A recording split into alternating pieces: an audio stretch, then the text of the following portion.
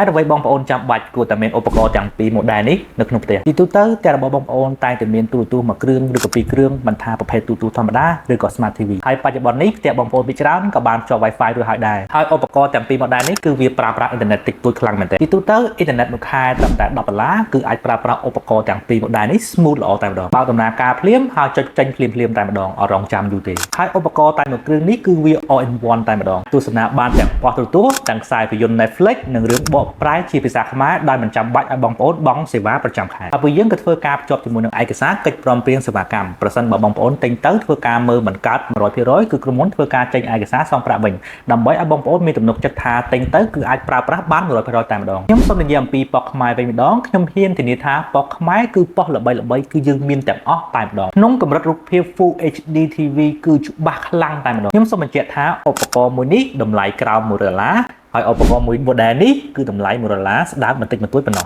ហើយសម្រាប់ខ្សែភាពយន្តវិញគឺយើងមានរហូតដល់រាប់ពាន់រឿងតែម្ដងសិតតែរឿងល្បីៗទាំងអស់ក្នុងកម្រិតរូបភាព 4K ខ្ញុំសូមបញ្ជាក់ឧបករណ៍ទាំងពីរ model នេះគឺមានលក់នៅក្នុងក្រុមហ៊ុន COSD TV Cambodia និងតំណាងចែកចាយនៅតាមខេត្តប៉ុណ្ណោះហើយប្រសិនបងប្អូនមិនទុកចិត្តថាក្រុមហ៊ុននេះច្បាស់លាស់ឬក៏មិនច្បាស់លាស់ក្រុមហ៊ុនគឺមានធីមការងារចូលទៅធ្វើតេស្តដល់ទីតាំងរបស់បងប្អូនដោយមិនគិតថ្លៃសេវាសូម្បីតែ$1ហើយប្រសិនជាបងប្អូនពេញចិត្តថាវាស័ក្តិសមទៅនឹងតម្លៃហើយប្រើល្អហើយគឺបងប្អូនអាចសម្រេចចិត្តក្នុងការយកតាមក្រោយបានសូមប្រយ័ត្នឧបករណ៍ខ្លាំងៗដែលគ្មានច្បាប់អនុញ្ញាតត្រឹមត្រូវខ្ញុំសង្ឃឹមថាបងប្អូននឹងមានឧបករណ៍ទាំងពីរ model នេះនៅក្នុងផ្ទះឆាប់ៗអនុញ្ញាតសូមជម្រាបលា